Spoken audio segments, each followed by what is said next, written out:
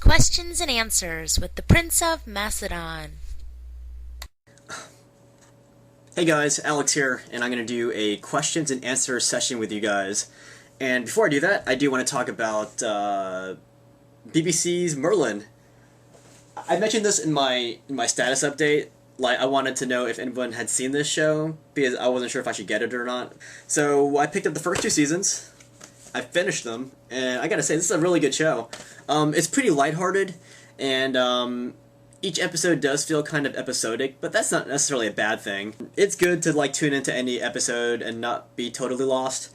It's a pretty good show, I gotta say. Like, even though the show takes a lot of liberties with the whole legend of King Arthur and Merlin and the Round Table and all that, I still think it's a really intriguing show, and I think a show can go off like story or off legend, whatever, if it makes if it makes for a compelling story in its own right as a TV show. So I started the third season, and I'm actually halfway through it. It's really good. The main characters are Merlin, Prince Arthur, and also Gaius, who is who is also Merlin's uncle and I guess guardian. Very good characters. Like, I actually care about the characters as opposed to the characters in Camelot.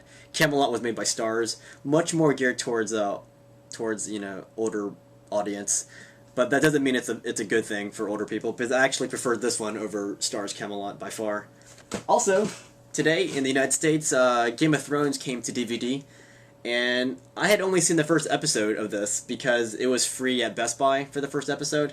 So I watched the first episode. I was really amazed by it. So when this came out today on DVD, I knew I had to get it, and I got it. And this one stars Sean Bean. It's more of a fantasy type show, but that doesn't mean non-fantasy fans can't get into it, because I'm already into it, and I've only seen the first episode. What makes this universal for all fans of TV show is that there's a lot of like political intrigue, and there's a lot of action, and there's a lot of interesting characters.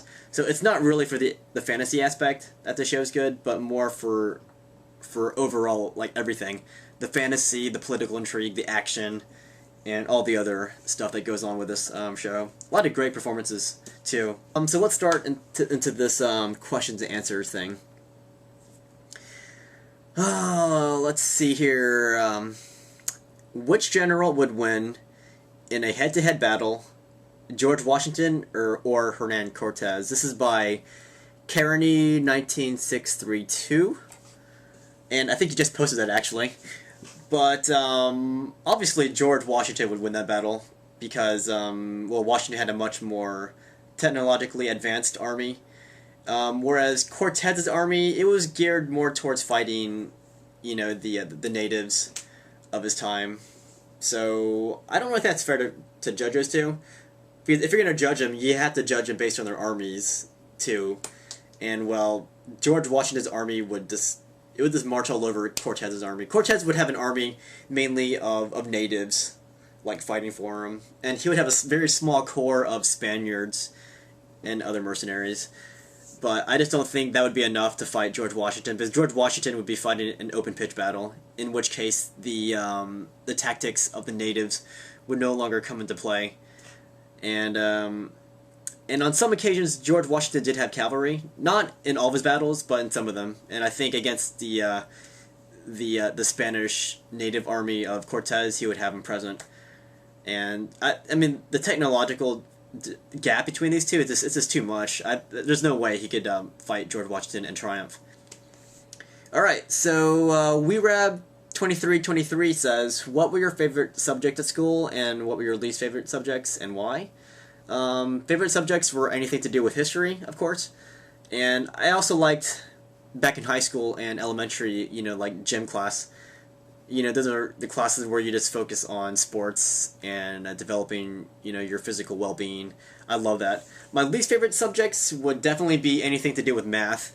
Like, I love college algebra, but I hated, like, geometry, trigonometry, pre-calc. I hated those subjects. I wasn't very good at them, and I just wasn't interested in them. Maybe that's why I wasn't good at them. I don't know. I would place science in the middle, in between like and dislike. I liked some aspects of it. Like I loved physical anthropology, um, which is also kind of related to history, and I also liked geology. I didn't like the general geology class, but I loved the geology lab that I studied in. That was pretty fun because you can actually dissect rocks, study them, and classify them. All right. Next question comes from SaberFencer10. He says, well, I sorta have a two-in-one question, which I hope is okay, I guess. Approximately how many books do you own? I myself own hundreds, the vast majority of which are history books, both fiction and nonfiction. It's to the point where I can't even count anymore. Ha ha ha ha. I'm just wondering if there are any crazy people like me out there. Yep. Also, as a fellow history buff, I would assume you have heard of Osprey Publishing.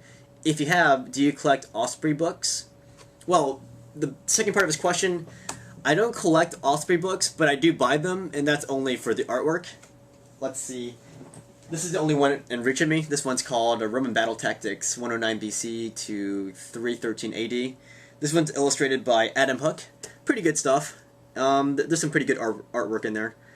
And I guess it has some pretty good, nice and concise summaries of whatever history you're trying to look up. As a rule, I don't buy them, but I do love the artwork, so I will buy them. First part of his question, how many books do I actually own? I would say over 1,000 books. I'd say over 700 of them are devoted to history. The rest are devoted to fiction, chess, what else? I don't remember. But yeah, most of my books are history. On Alexander the Great alone, I have about 30 to 40 books on just him. On the subject of ancient Macedon, I have about 20-ish. And on the subject of his successors, I have about a dozen. And what else? Julius Caesar, I have about a dozen. And I have some Julius Caesar books in reach of me. Let me show them to you. These are my favorite Julius Caesar books. Let's see. Obviously, you can't go without Caesar's commentaries, and my favorite section on his commentaries are his commentaries on Gaul. Very well written, very adventurous, and of course it's written by Caesar himself, so how can you go wrong with that? It's like reading from Alexander the Great, except that there's nothing written by Alexander the Great himself. So Julius Caesar is the next best thing. And my favorite biography... Actually, let's go to this one. One of my favorite books on Caesar is this one's called Julius Caesar, Man, Soldier, and Tyrant. It's by J.F.C. Fuller. This is basically a summary of Caesar's commentaries, but at the same time it also gives an officer's strategic analysis and tactical analysis of Caesar. So that's why I like this book. This is a good complementary book to Caesar's commentaries, because it helps to explain them. My favorite biography on Julius Caesar is called Caesar, Life of a Colossus by Adrian Goldsworthy. Goldsworthy wrote a lot of books on Roman history. His most famous book, I think, is probably The Complete Roman Army, because most people, most fans of the Roman Army would just buy that book. But if you want a good bio on Caesar, get this one. It's called Caesar, Life of a Colossus. There's some other biographies on Caesar. One's by Philip Freeman, and the other's by Meyer. Those are both pretty good too, but this is definitely my favorite. Very scholarly, very well informed. And another favorite book on Caesar of mine is by Theodore Dodge. He was a Civil War officer, and this guy wrote some books on Caesar, Hannibal, and Alexander the Great. I think his best though is probably the one on Caesar. Very well written. And this just focuses entirely on his military campaigns. It doesn't talk about his life, about his non-military life. So there's some books on Caesar. So I have tons of books, about 1,000. All right, let's see. This one's by SodX123. Hi, Alex. Tony here. I just want to know, what is your job? By the way, I'm your biggest fan. I live in Brandon, Florida, and I have a cousin that goes to UCF. Go Knights! I think you're a pretty cool man. Also, your commentaries and adventures are awesome. Signed, Tony Del Rio. Let's see. What is my job? Well, I got two jobs, and I can't really tell you what they are. Sorry to disappoint you, but let's just say They do give me money. Money to buy computer games. Money to buy books. Money to pay for my car. And my living expenses and all that. But yeah, that's cool. Tell your cousin hi for me. Maybe I'll see your cousin walking on campus, because I like to go there a lot to get my bagels. Actually, I don't eat bagels anymore. I'll explain that later. Okay, this one's from Caleb1341. He asks, what do you want the next Total War game to be? Well, I want the next Total War game to be Rome Total War 2, but I don't really know what it'll be. Basically, I'll buy anything that Creative Assembly Sega makes. So, whatever, I'll buy it. Let's see. Who do you think are the worst commanders from history? This is from Sizmaster6985. That's hard to say, because a lot of the commanders, even the bad ones, they all had, like, redeeming factors about themselves.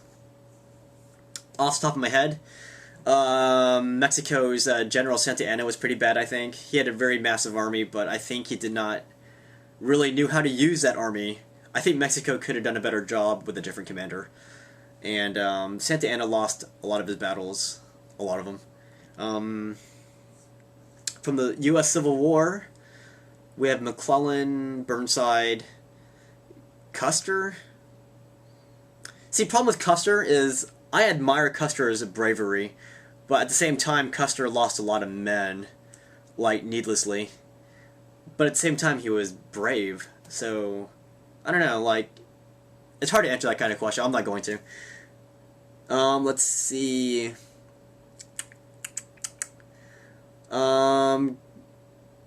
Grr, I am mad asks, what is your favorite vacation place outside the USA, and why is it your favorite?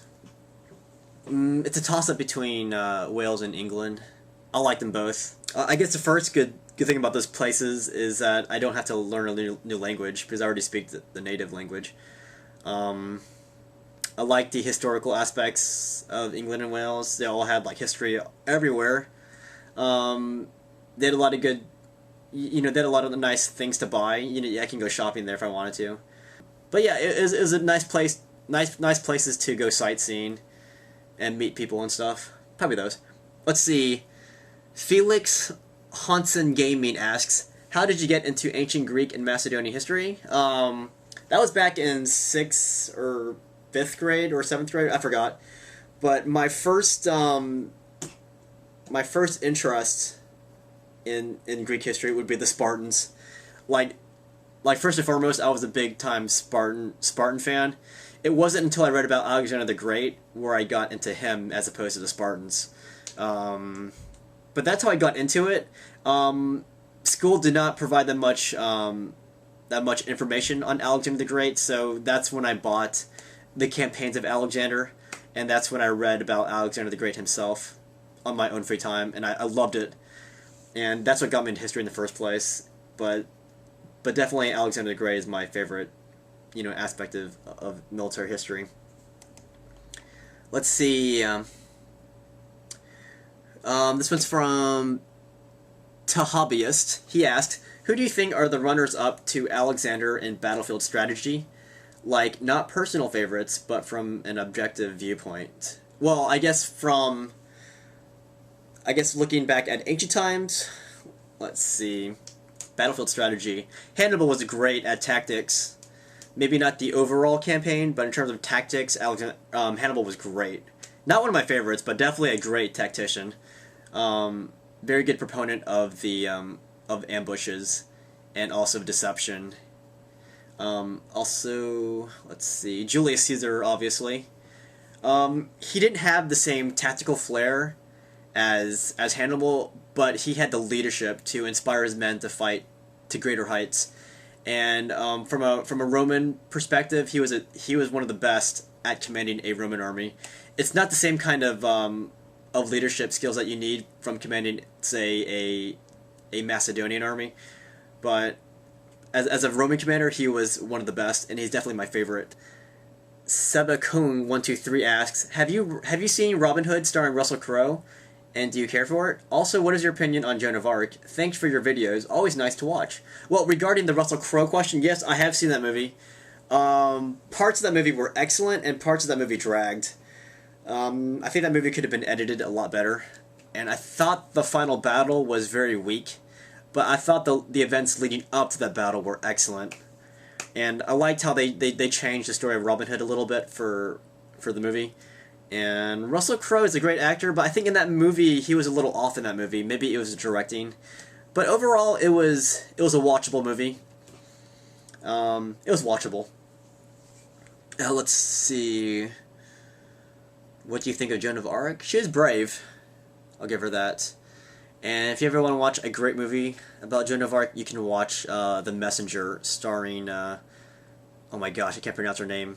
Mila Jovanovic? I can't pronounce her name. Great movie, though. It's excellent. Let's see. Do you know anything about Latvia that is from Skyforrer? I know some aspects of it, such as when the Teutonic Order came in and started crusading in the east. And I also know that one of my favorite chess players came from Latvia. His name is Mikhail Tal. He was one of the most aggressive, attacking, sacrificial chess players you'll ever find. He was great. And, yeah. Let's see. Do you still want to have weapons and armor like Alexander had? And if so, why? That's from Wilver Drag. I would love to have a replica of Alexander the Great's helmet in the movie Alexander, and that's the helmet that he wore at the Battle of Gaugamela in that movie. Because I know his helmet changes a lot, but I like that helmet the most because it had the plumes on it, it had the lion features on it, and you can actually see that type of helmet on the Alexander sarcophagus. It's a great looking helmet. I'd love to own it. I think it's like $1,000 if you buy a replica of it. And why? Just for display purposes. Like, so people visiting me, they can just see that, and they'll know that I'm an Alexander the Great fan already. So they'll know what that is, and they'll look at it and be in astonishment of how great this helmet really is. I guess. I don't know. Let's see.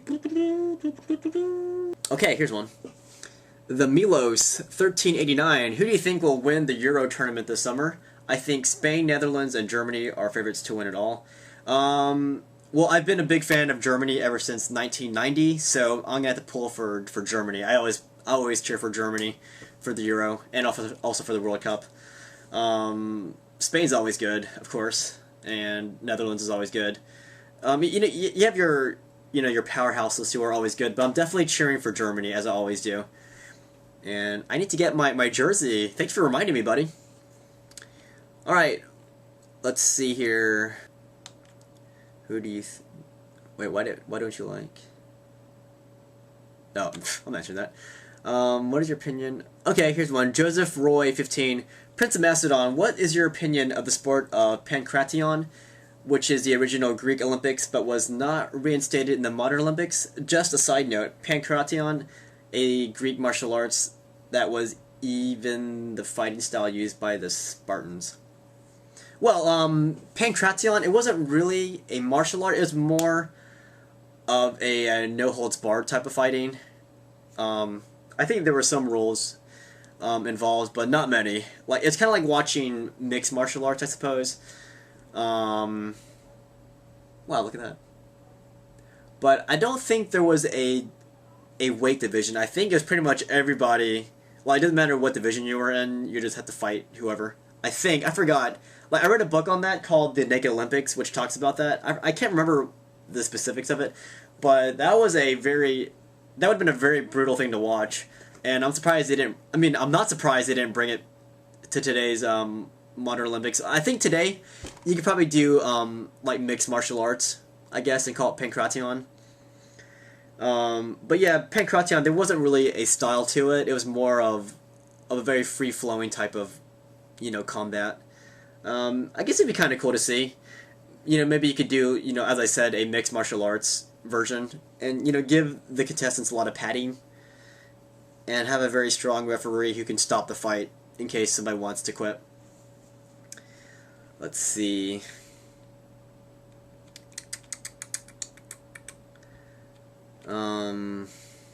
Alright, Tiz Alexander. What is some good starter advice for someone new to Rome Total War? just enjoy it. Read history because Rome Total War is based on history. If you want to get better in battles, just play lots of battles online. Save all your replays, watch them, and learn from your mistakes. Also learn from your wins too, because you can learn stuff from your wins too. And also, I know I don't do this, but I think you guys should. You should definitely play the campaign because campaign is a big part of. Oh, hello. Campaign is a big part of the game. Reason why I don't play it is because I want to focus more on the battles, and you don't get any human opposition when you play campaign at Rome Total War. That's why I focus on online battles in Rome Total War. Ooh, here's one. Minecraft Dude 1W. What's your favorite restaurant? That is a tough question, my friend. The restaurant I visit the most is probably Payway, which is I think it's like a sister company of PF Chang's, which is kind of like it's like an Asian style fusion restaurant. Very good food. My favorite dish there would be the orange peel chicken. It's really good. Definitely try it out. But no, I like so many places. It's hard to pick a favorite. That's a hard question, man. Let's see. Here's one from the Duke of Tennessee 117. Hey Alex, if you had to pick a favorite firearm, what would it be and why? Mine would be the Mini 14. Great gun and really accurate. Signed, the Duke of Tennessee 117. Best regards, smiley face. You know, I actually had a BB gun, which I really liked. Reason why I liked it is because it was cheap. Like, you can just keep putting BBs in there, and you can just keep shooting all day. It was quiet. It was just a lot of fun. And then they said you can shoot a lot of rounds because BBs were a lot cheaper than buying bullets. I also liked, the German Luger, which was a handgun. Just as from a collector's perspective, that would be a great gun. 12 gauge is awesome just because it does a lot of widespread damage. My 12 gauge. I don't know. I don't want to say BB gun. I guess the 12 gauge is my favorite. Let's see. Oh, here's a cool one. All Found 12. I know you are a Walking Dead fan, so what do you think of the season so far? Man, I love Walking Dead. I have not... No, I have seen it. I've seen all first season. I've seen most of the second season already. I love that show. I'm not really used to AMC putting out good quality television. And I gotta say, this is really good stuff, Walking Dead. It gives me an excuse to watch TV on Sunday nights. And, see, I'm not really into zombie stuff, but I think this is intriguing, the way they set it up. Because it's not just the zombies that you have to look out for, it's also the human drama. And how these humans relate to each other in a apocalypse type setting. I think it's a really good show. And, as I said, I can't believe AMC put out a show like this. It's pretty good. Check it out, guys. Let's see. Hold on. Crixus of Gaul asks, if you were to make a movie, what would it be about? I got a lot of movies, guys. Thanks for asking. I would make a movie about the Battle of the Hydaspes River. That was one of Alexander the Great's battles in India, and that was a very deadly battle. That's where he faced a lot of elephants for the first time. He faced elephants before, kind of, but this is the first time he met them when there were a lot of them. Not just that, he also had to cross a river to get to them. Very, very bloody battle against Porus. And I think that would be a very scenic battle as well. And I wouldn't do a movie like Alexander, that was from Oliver Stone. I would just focus completely on the Battle of the Hydaspes River, and that would be the movie in itself. Some other movies I can make like a trilogy on the battles of King Pyrrhus. You probably make a movie about Hannibal, because they keep saying they're going to make a movie about Hannibal, but no one ever does it. I would make a movie about Hannibal, and I would make it really good. Also, maybe the Battle of Carhae, I can make a movie about that. Like, really, there's so many, but those are the first sets of movies that I would make, and people would love it, because I would know what I was doing. Yeah. Oh, here's one, Talon Mercenary. Apart from Germany, who would you like to see win Euro 2012? I don't know. Netherlands probably, because they're always fun to watch. But, you know, as I said, I'm definitely a Germany fan first, but I guess Netherlands. Let's see.